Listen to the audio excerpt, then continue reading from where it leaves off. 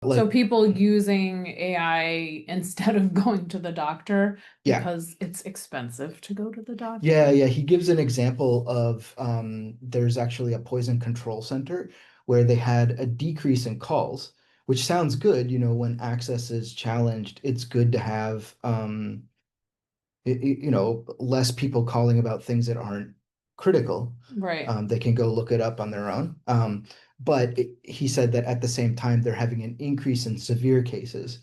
So, Okay.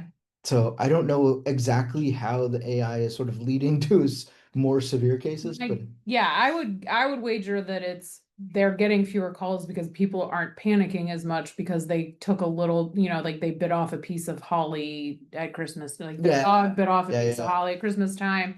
Oh yeah, there's probably not enough poison in it to like need to take the dog to, but as soon as like the dog eats like an entire poinsettia tree and then they like find out from Google how dangerous that is, then they might call the poison control. yeah, that makes sense. So I mean, that happened to us with the vitamin D pills. yeah, The dog ate enough, and ChatGPT said this could be serious for the right. dog's weight. But it kind of makes me think like, I think recently they've updated it to like try to keep, I don't know actually if it was ChatGPT or Perplexity, but it was like to keep it from giving any medical or legal advice. Mm, And it's like one time I had to call the nurse's line because I had chest pain, and they were like, I can't advise you to do anything except go to the emergency room. right, right. So like, Yeah, it's basically hopefully it's the same thing that like ChatGPT would just tell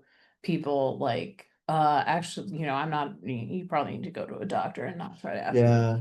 But I think that people do that have been doing that with WebMD for a while, that they were like checking their symptoms and they're like, okay, well, what I probably have is a cold and not like COVID, so I'm not gonna try to call my doctor and, get a But $70 copay. But yeah, I think in the case that emergency room doctor brought up, I think that as a way to because it scanned all of the literature essentially, Yeah. and so it's kind of like for that doctor, it is kind of doing a search of all of the literature to a point that would not really be possible before. Okay. And so it does kind of expand their ability to diagnose. Hmm. Um,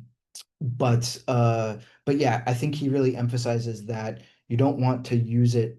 It's actually best thought of as not a way to diagnose, as it is sort of an assistant in the entire sort of patient journey of Right. diagnosis.